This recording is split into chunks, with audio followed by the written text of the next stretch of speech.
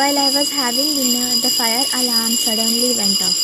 I immediately went outside to investigate, but there was nobody in the hallway. I got back inside and I quickly prepared to leave.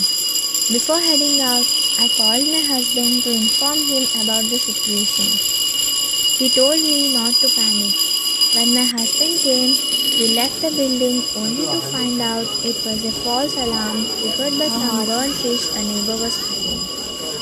As we stepped out of the building, there were people gathered on the street and a firefighter and a fire truck showed up to shut down the drama. This incident serves a reminder to be cautious while cooking. It's crucial to use the ventilator fan and, if necessary, open the balcony windows to maintain a safe cooking environment.